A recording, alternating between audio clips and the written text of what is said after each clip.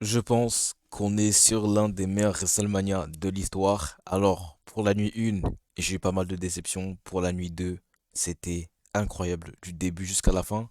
On a eu pas mal de surprises, notamment sur des matchs auxquels je m'attendais vraiment pas.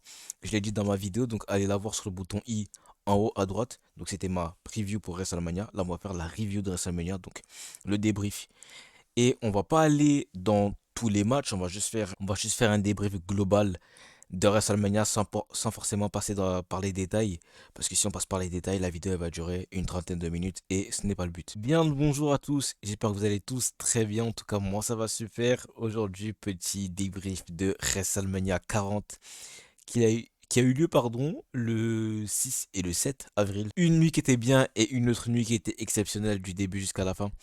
Donc, comme je l'ai dit en introduction, je vais pas forcément faire point par point, je vais juste aller dans l'essentiel. Du coup, on va commencer par la nuit numéro 1, on va pas forcément aller dans l'ordre des matchs, j'ai la carte devant moi. On va commencer d'abord par le match de Rhea Ripley et Becky Lynch, donc ça va, le match était correct dans l'ensemble. Rhea Ripley qui conserve, comme je l'ai dit dans ma vidéo, Becky Lynch, je crois, apparemment elle avait de la fièvre. Donc voilà, donc le match était correct, sans plus, et on a eu pas mal de bons moments, donc Rhea Ripley qui va continuer sur sa lancée. Le match des Mexicains, on se l'appelle comme ça. Donc on avait cette fois-ci Andrade, il y avait Dragon Lee sur la carte de WrestleMania, il l'a remplacé par Andrade. Le match, ça va, il était bien, il y a eu de beaux spots. Je suis plutôt content de ce qui a été proposé pour ce match entre. Moi, j'appelle ça le match des Mexicains. Le match, il était bien. Par contre, il y a un truc que je n'ai pas aimé, c'est vraiment la fin. Lorsque tu as les deux footballeurs américains, je crois, et je les connais pas du tout, je regarde pas le football américain, j'ai jamais regardé ça. Lorsque tu as les deux à la fin qui arrivent, je suis pas très fan de ce genre de moment-là. Vraiment les interventions extérieures des mecs entre guillemets, je vais dire entre guillemets un peu random, qui interviennent et qui viennent donner la victoire. Et c'est dans la grande majorité des cas, c'est ça, donner la victoire au babyface du match. Donc vraiment, moi, j'étais pas très fan de ça. Et puis voilà. Donc je prends sur moi-même en vrai de vrai. Santos Escobar, comme j'avais dit dans ma vidéo, qui a pas gagné. Bon, c'est pas grave. On va donner une note. Comme ça, vous avez un petit aperçu de mon degré de satisfaction.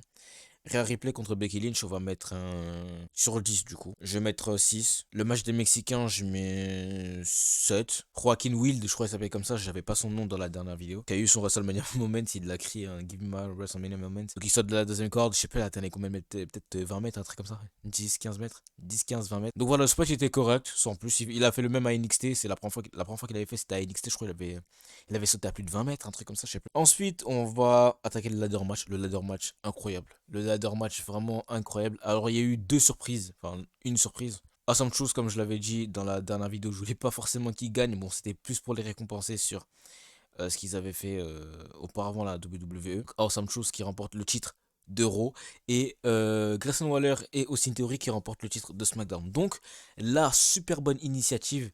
Les titres ont été séparés. Ils ont eu la merveilleuse idée de faire les ceintures d'Euro d'un côté et les ceintures de SmackDown de l'autre côté. Donc c'est très bien et je suis très content qu'ils aient fait ça. Et je suis très content, tout simplement. Parce que avoir un seul titre tag team, sachant que pendant plusieurs années on avait deux champions pour deux brands différentes, c'était vraiment casse-tête. T'avais un seul champion qui devait naviguer entre Raw et SmackDown et c'était vraiment casse-tête. À SmackDown maintenant on va voir Austin Theory et Grayson Waller ce que ça va donner. Je sais que les deux ça pourrait faire ça pourrait donner quelque chose de bien. On va leur donner leur chance, maintenant on verra. J'aurais vraiment aimé que les Creed Brothers participent à ce match. J'aurais même aimé que DIY remporte le titre tag team. Pour ce match de l'échelle, donc on a eu énormément de beaux et magnifiques spots. On a même, je crois, JD Madonna qui est venu, qui a, qui a mangé la table. Du coup, ce match, on va mettre 8 sur 10. Vraiment, je suis content. Ensuite, on va attaquer le match des filles. Donc, j'avais dit les Rollins dans la dernière vidéo. Du coup, l'équipe de Naomi, Jade Cargill et Bianca Belair contre Kairi Sane, Asuka et Dakota Kai. Ça va, le match, il était correct. Sans plus, je vais mettre une note de 6. 5,5, 6. On va mettre 5,5. Ouais, 5,5. Voilà, je suis gentil. On va mettre 5,5. Le match, ça va, il était correct. Et sans plus, voilà. Jade Cargill qui fait le tombé. Donc son tombé, je le trouve super stylé. Après, voilà. J'ai rien à dire sur ce match, vraiment rien à dire. Et puis voilà. On va attaquer le match. Alors, je sais que dans la dernière vidéo, si vous regardez, j'ai lâché un très gros speech sur ce match. Jimmy et Jey Uso. Alors, à aucun moment, et si on réfléchit bien, dans la vidéo, je n'ai pas dit que ça allait être un banger. Je n'ai pas dit que le match allait être incroyable, mais je considérais que c'était mon match préféré avec tout l'engouement, la storyline autour du match. Le fait que ce soit deux jumeaux, et je ne l'ai pas dit, ça fait plus de 12, non 13, 14 ans je crois. Je crois que ça fait à peu près 14 ans qu'ils sont à la WWE. Et j'attendais vraiment ce match. Maintenant, je suis énormément déçu par ce match. C'est le pire match de WrestleMania.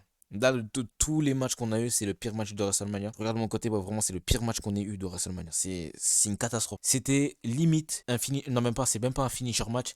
C'est un super kick match. Des super kicks à gauche, à droite. Jimmy super kick, Jay super kick. Il y en a un sur Twitter que je connais très bien. Il va se reconnaître dans la vidéo s'il la regarde. Il a compté le nombre de super kicks. Apparemment, Jimmy il a donné 15 super kicks et Jay il en a donné 6. C'est n'importe quoi. J'ai pas les mots sur ce match. C'était le match que j'attendais le plus. Ce qui a carry le match, entre guillemets, c'est plutôt les hits et les no-hits. Sans le hit et le no-hit, je pense que le public dort et ils en ont rien à carry du match. La raison pour laquelle ma note va être très basse, je vais être très sévère, mais ça va être un 3. Pourquoi 3? Il y a 2 points. Allez, il y a un point sur le public qui a, entre guillemets, porté le match. Un point pour la hype du match, parce que j'étais vraiment hype. Et un point pour ce qui a été proposé in-ring. Parce que in-ring, lorsque tu fais un bon match, c'est minimum 5. Ce qui a été proposé in-ring, c'est du 1/5. Voilà, c'est ça le barème. 1/5 pour ce qui a été proposé in-ring. 1 pour la hype du match. Donc moi, je mets toujours un point. Et 1 parce que l'ambiance du public, enfin l'ambiance du match était là. 3/10 net. Je m'excuse pour les personnes que j'ai pu hype par ce match. Je sais qu'il y a des personnes forcément sur Twitter. Je m'en excuse 1000 fois si je vous ai hypé pour rien. Moi-même, je me suis hype pour rien et je suis vraiment déçu. Sami Zayn contre Gunther, on va aller à l'essentiel. Très bon match entre Sami Zayn et Gunther. Donc on va donner une note de 8. Sami Zayn, nouveau champion intercontinental, mon très frère. En islam, Sami Zayn d'ailleurs, si vous regardez la vidéo de lendemain, Aïd Moubarak à tous. Voilà, je le dis. Et j'espère que vous avez passé un très bon ramadan. Du coup, Sami Zayn, nouveau champion. Champion très, comme je vous l'ai dit, un catcheur très émouvant, Sami Zayn. Ouais, je suis très content qu'il ait gagné le titre intercontinental avec Gunther qui a un règne de 666 jours. D'ailleurs, la promo de Sami Zayn, lorsqu'il dit 666 jours, astaghfirullah, ça c'est de la promo.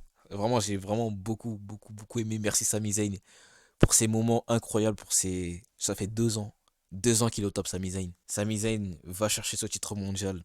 Il sera pour toi. Ouais, va chercher ce titre mondial et voilà. Donc Sami Zayn est le nouveau champion intercontinental et je suis très content. J'ai rien d'autre à dire sur ce match-là. Maintenant, on va attaquer le gros poisson de cette vidéo qui va être le 2v2. Seth Rollins, Cody Rhodes contre Roman Reigns et The Rock. Le vainqueur aura la stipulation de son choix. Donc, si la Bloodline gagne, c'est un Bloodline Rules pour le main event de WrestleMania. Rock et Roman ont remporté le match sans surprise. Maintenant, j'ai dit dans ma vidéo, donc dans la preview, que je trouvais ça, je voyais pas d'intérêt à ce que la Bloodline gagne, parce que dans tous les cas, c'était un match sans disqualification et que ça allait forcément rien changer. Et vous verrez que dans la deuxième partie de vidéo, ça n'a vraiment rien changé. Et voilà. Donc un match au début super lent. Vraiment les 10-15 premières minutes, j'ai pas du tout aimé. Le match, je sais pas, le tag entre Rollins et Cody, il a duré vraiment trop longtemps. J'ai l'impression. Là ici, Rollins, il a servi un peu de punching ball pour la Bloodline, un peu pour que Cody se réveille. Donc vraiment, je suis vraiment déçu pour les 10-15 premières minutes du match. Après les 10-15 premières minutes du match, ça a commencé à s'intensifier. Lorsqu'ils sont sortis à l'extérieur du ring, ça a commencé à partir en cacahuète. Donc voilà, vraiment bon match dans l'ensemble. Alors vous allez peut-être être choqué de la note. Il y en a beaucoup qui mettent un 10/10. Il y en a beaucoup qui mettent 5 étoiles à ce match.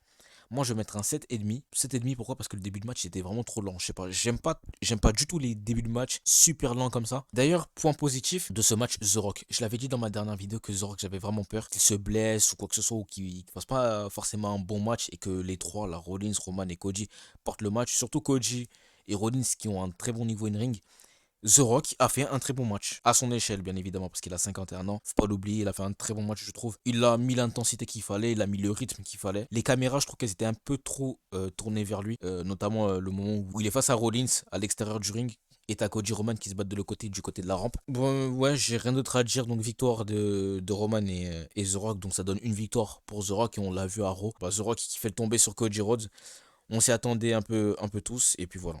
Donc il n'y a pas de souci sur ça, je pense que ça fait pas plus de mal à Cody Rhodes et ça pourrait lancer la rivalité entre The Rock et Cody Rhodes. Donc cette Rollins et Roman Reigns qui ont eu pardon, leur petit face à face.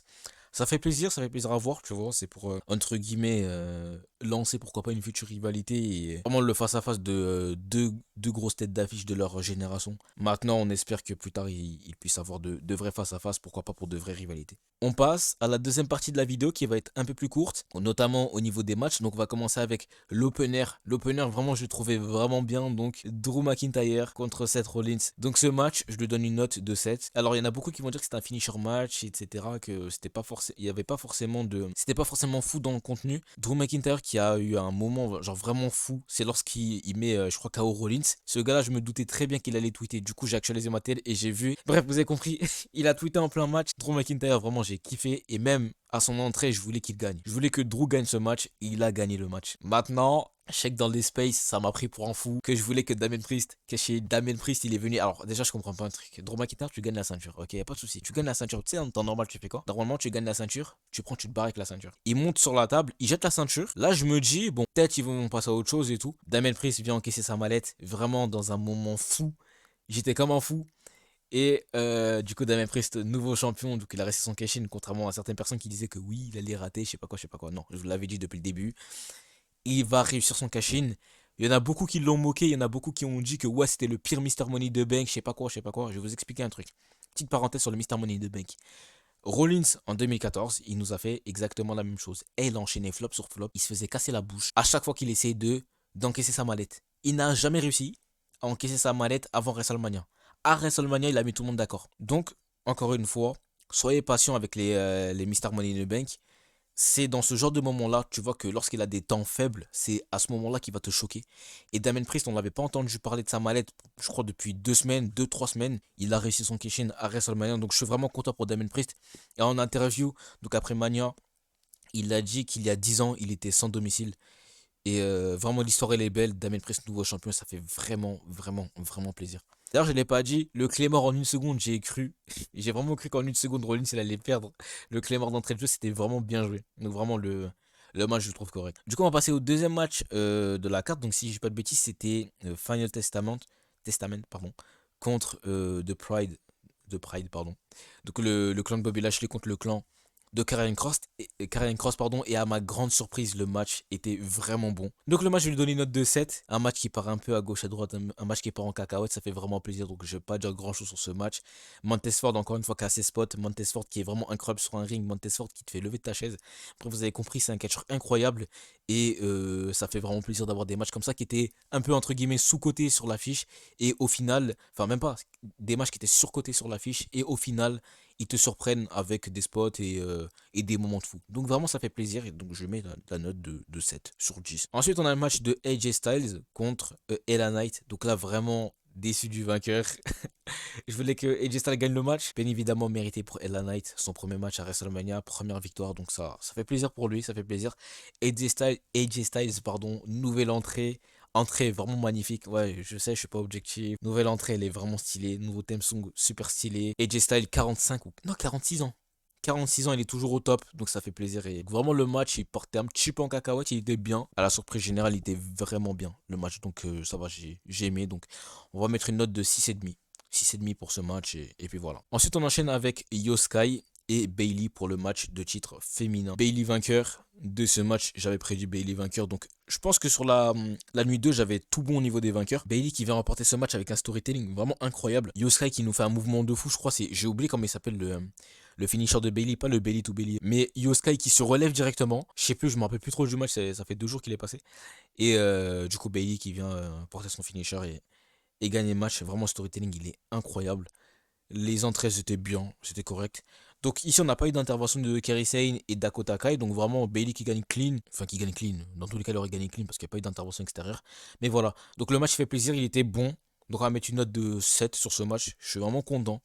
Et lorsque Bailey elle a gagné, genre vraiment, j'ai applaudi. J'étais vraiment, vraiment, vraiment content que Bailey ait gagné après ce match fou.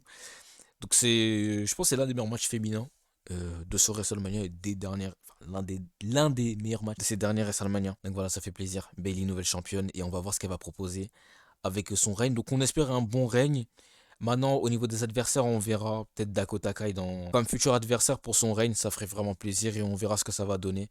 Il y a d'autres noms, donc je vais pas forcément spoiler d'autres noms ou quoi que ce soit. Vous vous doutez bien que du côté de NXT, il y a une catcheuse très connue qui a fait son apparition. Et puis voilà, on verra. De toute façon, il y a la draft. Et avec la draft, on verra si Bailey elle change de roster. C'est-à-dire qu'il faudra switcher entre Rhea Ripley et Bailey. Donc si Bailey elle venait à passer du côté de Raw et Rhea Ripley du côté de SmackDown, bah, on verra ce que ça va donner au niveau des adversaires. Donc ça fait plaisir, donc une note de 7 sur ce match. Le match de Logan Paul, Randy Orton et Kevin Owens. Donc on a eu exactement la même scène. Je l'ai pas forcément dit avec Sami Zayn, mais on avait Kevin Owens qui était dans les couloirs et qui a encouragé son pote Sami Zayn pour aller gagner cette ceinture. Je savais qu'à ce moment-là que Sami Zayn allait gagner le titre intercontinental, donc ça fait vraiment plaisir. On a exactement la même scène, pardon, avec avec Sami Zayn du coup, qui vient encourager Kevin Owens. Kevin Owens qui fait son entrée avec. C'est quoi une petite voiture là, mais je sais pas comment ça s'appelle. Bref, vous avez les petites voitures avec les grands volants là.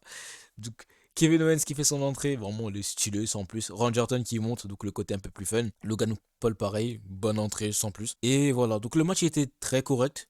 Il était vraiment bon le match, donc je vais mettre la note de 8 pour ce match. In-ring il était vraiment pas mal. On avait pas mal de bons spots. On a même Speed qui était là, donc ça fait vraiment plaisir de voir des. De toute façon avec Logan Paul, on s'apprête toujours à voir des célébrités, des grosses têtes d'affiche d'internet. Donc ça fait plaisir. Et puis voilà. Donc ce match, il était bien. Logan Paul qui gagne, je crois qu'il gagne clean si je dis pas de bêtises. Donc Logan Paul vraiment, de toute façon il peut pas ne pas gagner clean puisque c'est un match sans disqualification, puisque c'est un triple threat. Logan Paul vraiment au top. J'aime énormément ce que Logan Paul y propose.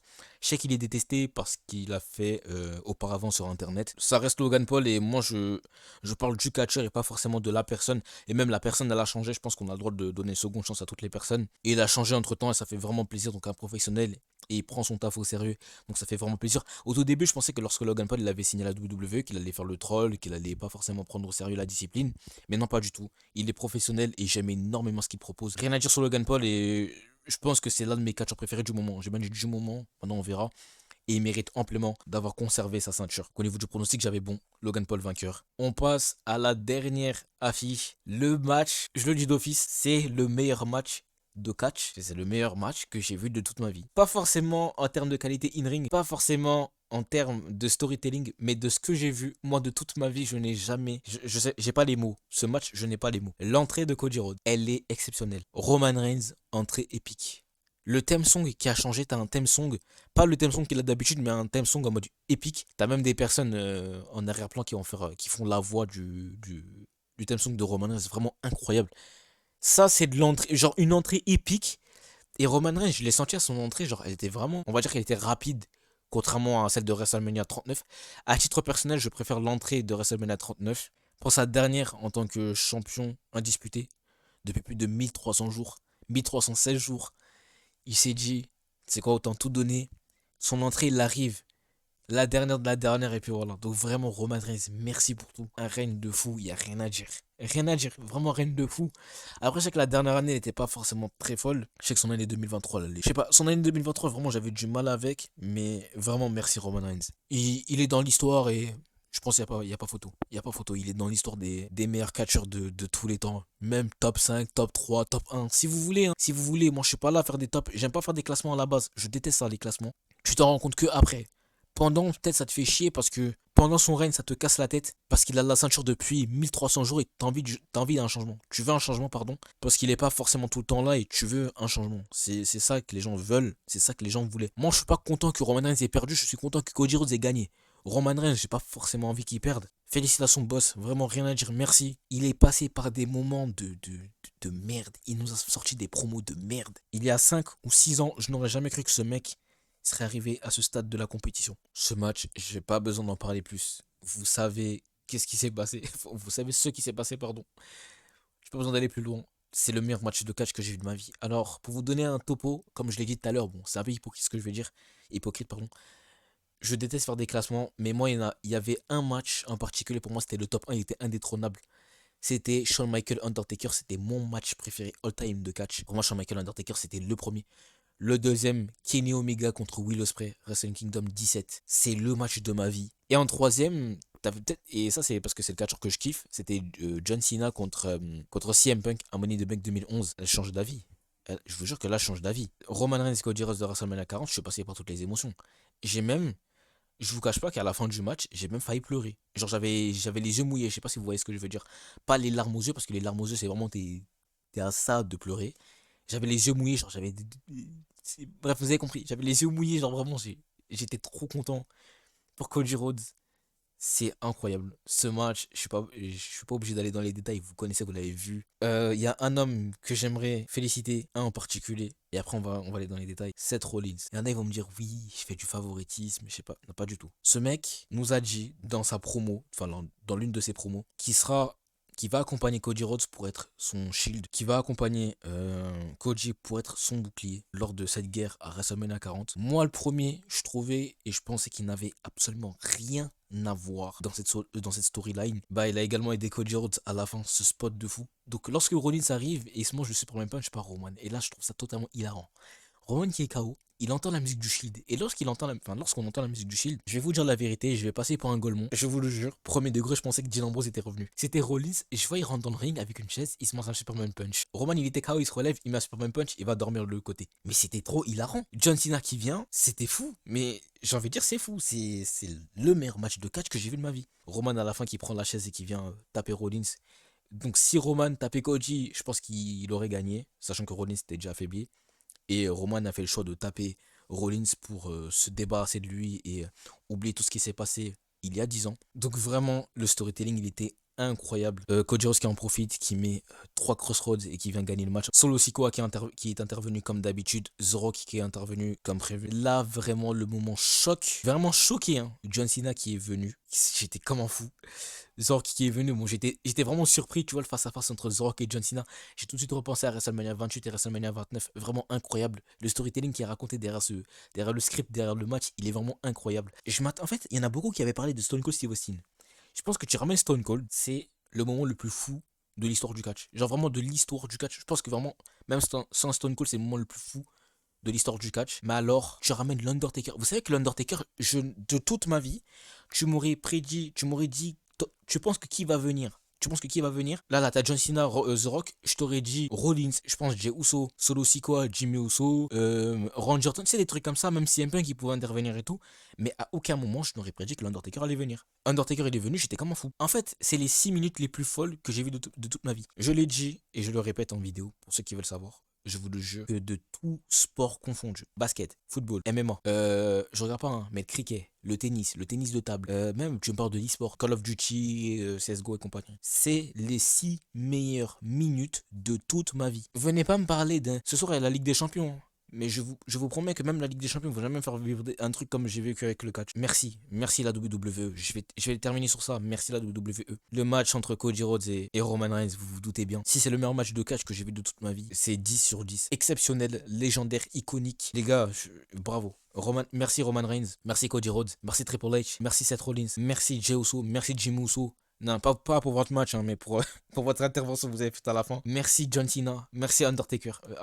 Aïe, aïe, aïe. Non, vive le catch. Vive le catch. J'ai rien à vous dire. Je vous remercie pour cette review. Et bref, mangez bien, dormez bien, reposez-vous bien, la famille, la santé avant tout. Passez une excellente journée. Sur ce, ciao, tout, bisous, à la prochaine et salut.